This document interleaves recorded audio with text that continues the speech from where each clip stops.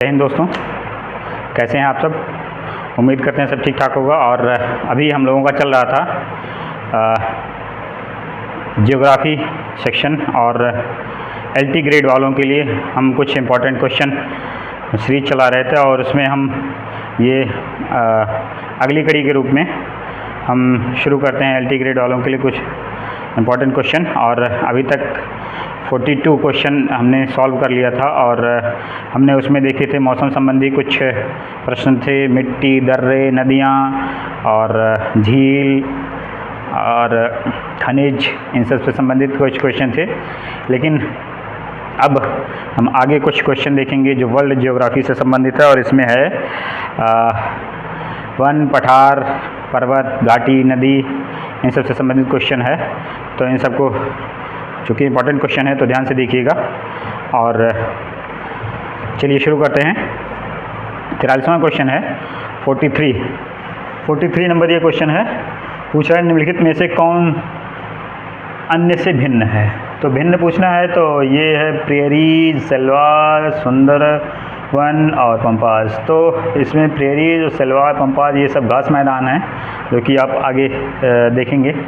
और ये सुंदरवन जो है ये यहाँ बांग्लादेश और भारत की सीमा पर पाया जाने वाला एक वन क्षेत्र है, जो जहाँ पे सुंदरी नामक वृक्ष पाए जाते हैं, इसलिए इसको सुंदरवन कहा गया है। तो ये ऑप्शन सी हो जाएगा इसमें, option C, Sundarban. Next question पे चलते हैं। शंकुधारी वनों में किस प्रकार की मिट्टी पाई जाती है। तो शंकुधारी वनों में जो मिट्टी पाई जाती है वो है ए ऑप्शन चेस्टनट, ये चेस्टनट मिट्टी, और ये बी पॉटजॉल, सी चरनोजेम या डी रेंगर।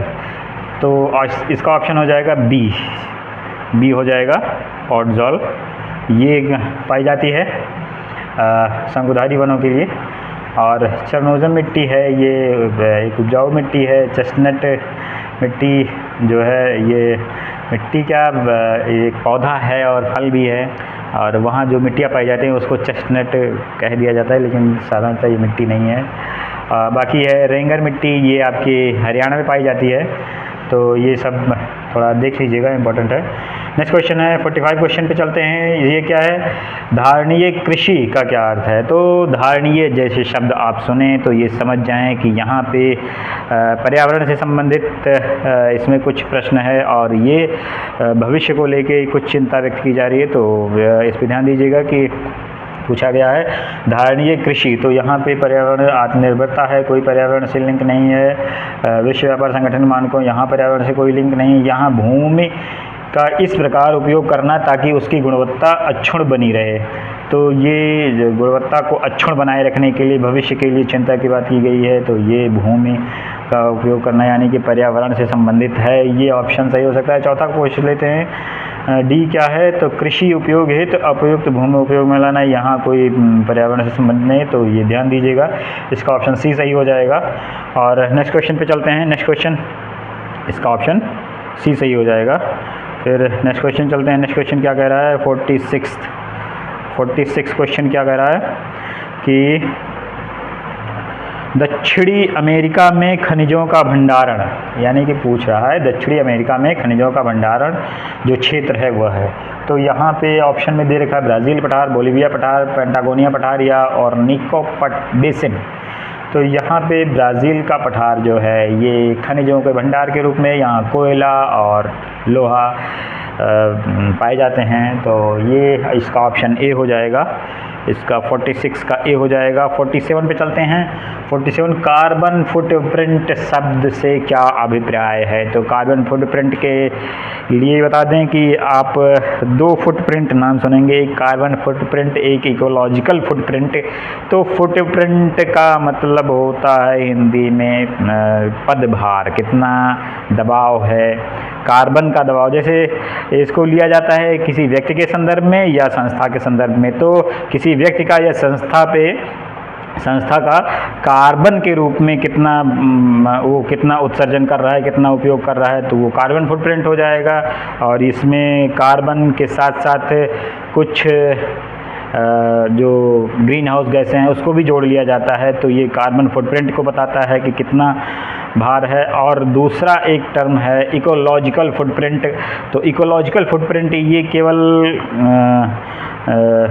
पर्यावरण से संबंधित ना होके इसमें जैव विविधता और जो जीवों का संरक्षण है इसको भी जोड़ लिया जाता है। तो ये एक विस्तार व्यापक भावना है जो इकोलॉजिकल फुटप्रिंट है। तो इसमें देखा जाएगा तो इकोलॉजिकल फुटप्रिंट थोड़ा ब्रॉड कॉन्सेप्ट है और ये जो कार्बन फुटप्रिंट एक थोड़ा शॉर्ट कॉन्सेप्ट है। तो कार्बन फुटप्रिंट केवल गैसों के उत्सर्जन आदि से संबंधित है, जबकि इकोलॉजिकल फुटप्रिंट सर्वांग क्षेत्रों को लिया जाता है, जैसे कि हुआ बायोलॉजिकल डाइवर्सिटी पे क्या प्रभाव पड़ रहा है, एटमॉस्फेयर तो होता ही है। तो ये सब चीज़ें ध्यान दीजिएगा। तो इसका ऑप्शन हो जाएगा एक क्षेत्र जो कोयले की खानों में भरपूर है, ये नहीं होगा। बी क्या है, देश के द्वारा CO2 उत्सर्जन में कमी की गई मात्रा, ये भी नहीं होगा। विनिर्माण उद्योग में कार्बन का प्रयोग, ये भी नहीं होगा। ये जो हम बात कर रहे थे हमारे रोज़मर्रा के क्रियाकलापों से उत्पन्न ग्रीन हाउस गैसों की मात्रा, तो ये आपका दर्शाता है कार्बन फुटप्रिंट। इसका ऑप्शन डी हो जाएगा। नेक्स्ट क्वेश्चन पे चलते हैं। नेक्स्ट क्वेश्चन क्या कह रहा है, क्रॉल किसका मकान है। तो क्रॉल जो है ये आपका ऑप्शन में क्या कह रहा है, देख लेते हैं। नेक्स्ट है क्रॉल किसका मकान है। 48 क्वेश्चन कह रहा है कि क्रॉल किसका मकान है। तो ये ऑप्शन ए बुशमैन, बी बद्दू, सी मसाई या डी सेमांग। तो देखा जाए तो इसका ऑप्शन सी हो जाएगा, option C Masai. Option C Masai, kraal किसका मकान है, मसाई का है। और ये बुशमैन, बद्दू, सेमांग ये सब घुमंतू हैं, इनके पास झोपड़ियाँ होती हैं। क्रॉल जैसा या कोई ऐसा इनके लिए कोई विशेष वो नहीं है। और बाकी और जनजातियाँ जिसको हम आगे पढ़ेंगे। और नेक्स्ट क्वेश्चन पे चलते हैं। 49 क्वेश्चन क्या कह रहा है। 49 क्वेश्चन जो है कह रहा है निम्नलिखित में से किसको विश्व का काफ़ी बंदरगाह कहा जाता है। तो ये कोस्टारिका होगा या सेंटोस होगा या रियो डी जेनेरो होगा या ब्यूनस आयर्स होगा। तो यहाँ ऑप्शन सेंटोस हो जाएगा।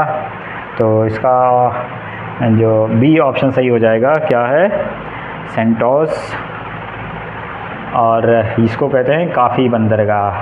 तो काफ़ी देखो मेंटोस सेंटोस ऐसे जोड़ लीजिए कि सेंटोस जो है कॉफ़ी पी के थोड़ा आदमी मेंटोस हो जाता है, मेंटोस ज़िंदगी बन जाती है। तो ऐसे जोड़ के आप बना सकते हैं। बाकी नेक्स्ट क्वेश्चन पे चलते हैं। विश्व का धान जीन बैंक स्थित है। तो धान जीन बैंक जो है ऑप्शन ए चीन में, बी फिलीपींस, सी जापान या डी भारत। तो इसका ऑप्शन हो जाएगा फिलीपींस। फिलीपींस में ही चावल के लिए अनुसंधान केंद्र है, तो वहीं पे धान का जीन बैंक भी है। और ये ऑप्शन आपका बी सही हो जाएगा। ठीक है, नेक्स्ट क्वेश्चन पे चलते हैं।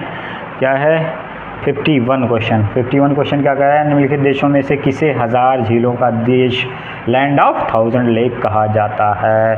तो ये कह सकते हैं option A Sweden, B Canada, C Poland या डी फिनलैंड। तो यहाँ ऑप्शन डी सही हो जाएगा, option D Finland. Fin Aquafina, इससे कुछ ले वो कर सकते हैं कि लेक एक्वाफिना झील से पानी निकाला गया, तो एक्वाफिना फिनलैंड। तो इसको ऐसे कनेक्ट करके बता सकते हैं कि फिनलैंड। बाकी याद रखने का ट्रिक है, बाकी आप देख लीजिएगा क्या है, आप अपने हिसाब से भी मैनेज कर सकते हैं। 52 क्वेश्चन पे चलते हैं। 52 क्वेश्चन क्या कह रहा है, भूपर्पटी पर द्रव्यमान प्रतिशत के रूप में कौन सा एक सर्वाधिक मात्रा में पाया जाता है। तो ये सिलिकॉन, ऑक्सीजन, कार्बन या कैल्शियम। तो भूपर्पटी पर सबसे ज़्यादा पाया जाता है वो है ऑप्शन आपका सही हो जाएगा, ऑप्शन बी। यहाँ पे ऑक्सीजन हो जाएगा, 46% के आसपास ऑक्सीजन पाया जाता है। कार्बन बहुत न्यून मात्रा में 0.06% के आसपास पाया जाता है। सिलिकॉन 72% के आसपास पाया जाता है। कैल्शियम जो है वो 3.65 के आसपास पाया जाता है, तो ये ध्यान दीजिएगा। नेक्स्ट क्वेश्चन है 53 क्वेश्चन पे चलते हैं। 53 क्वेश्चन क्या कह रहा है कि अधोलिखित क्या है, अधोलिखित यानी नीचे लिखे कौन से चट्टान में जीवाश्म नहीं पाए जाते हैं। तो जाहिर सी बात है जो चट्टान आग्नेय चट्टान होगा उसमें जीवाश्म नहीं पाए जाएंगे, और ये ऑप्शन आपका बी सही हो जाता है। ये आग्नेय चट्टान है, यहाँ पे जीवाश्म नहीं पाए जाते हैं क्योंकि आग्नेय चट्टान में सब कुछ जल के खाक हो जाता है। तो ये देख लीजिएगा। नेक्स्ट क्वेश्चन क्या है, चलते हैं क्वेश्चन नंबर 54 पे। क्वेश्चन नंबर 54 क्या कह रहा है कि माउंट टिटलिस स्थित कहाँ है। तो माउंट टिटलिस जर्मनी में, फ्रांस में, स्विट्जरलैंड में, संयुक्त राज्य अमेरिका में। तो नाम से थोड़ा स्विट सा नाम है, तितली तितली तितली, तो स्विट्जरलैंड। तो इसको याद करने का ट्रिक है, ऑप्शन सी हो जाएगा यहाँ पे, स्विट्जरलैंड और माउंट टिटलिस स्विट्जरलैंड। ये आपका स्विट्जरलैंड में पाया जाता है। जर्मनी में जो पाया जाता है वो है ब्लैक फॉरेस्ट के नाम से है, और फ्रांस में आल्प्स पाया जाता है, हालांकि ये बाउंड्री पे है, कई देशों में है।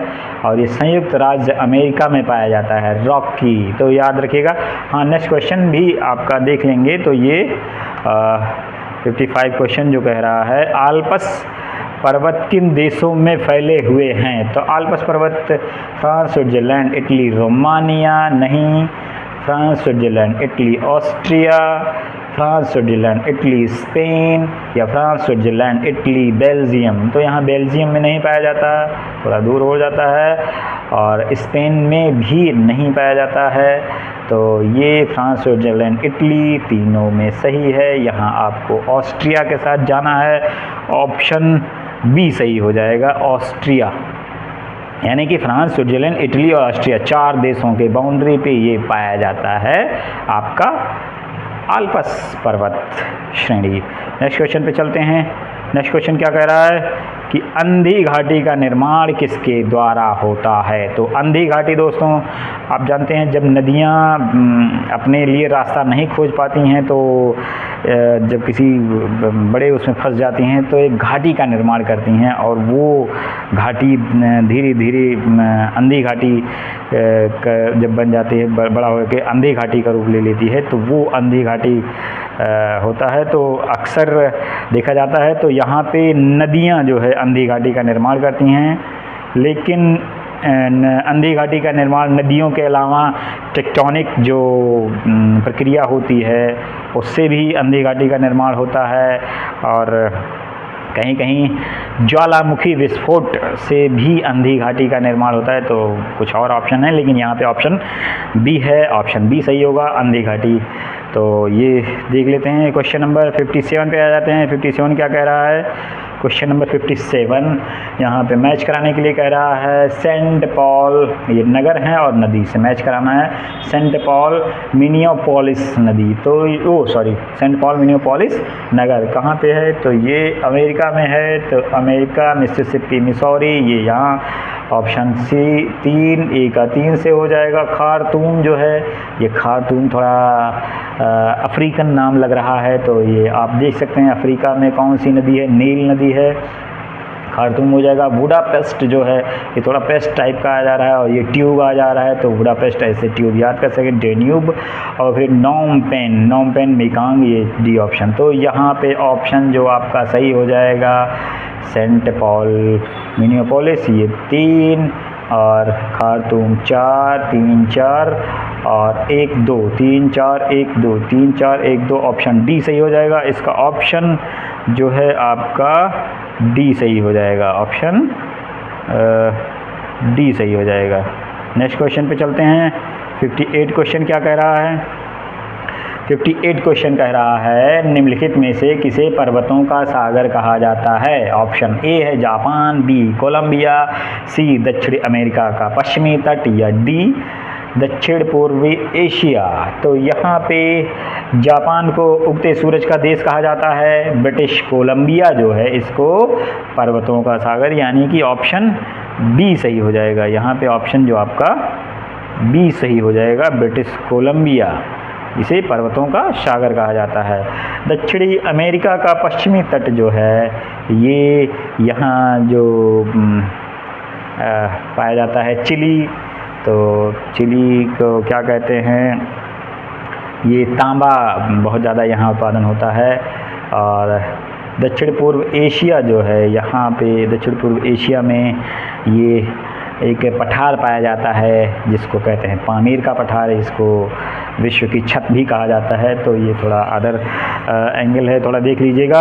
हम नेक्स्ट क्वेश्चन पे चलते हैं। नेक्स्ट क्वेश्चन क्या है, 59 क्वेश्चन। 59 क्वेश्चन क्या कह रहा है, 59 क्वेश्चन कह रहा है निम्नलिखित में से किस में माल्टा अवस्थित है। तो माल्टा बाल्टिक सागर, ए भूमध्य सागर, बी काला सागर, सी या डी उत्तरी सागर। तो माल्टा जो है ये भूमध्य सागर में स्थित है, इसका ऑप्शन बी सही हो जाएगा। और नेक्स्ट क्वेश्चन पे चलते हैं। नेक्स्ट क्वेश्चन क्या कह रहा है, 60 क्वेश्चन, ये लास्ट क्वेश्चन है आज का। और 60 क्वेश्चन क्या है, जिस महासागर से सारगैसो संबंधित है वह है। तो सारगैसो सागर है ये उत्तरी प्रशांत या उत्तरी अटलांटिक या दक्षिणी अटलांटिक या दक्षिणी प्रशांत या दक्षिणी अटलांटिक। तो इसका ऑप्शन बी हो जाएगा, उत्तरी अटलांटिक से संबंधित है। तो ये आज के कुछ इंपॉर्टेंट क्वेश्चन रहे। धन्यवाद दोस्तों।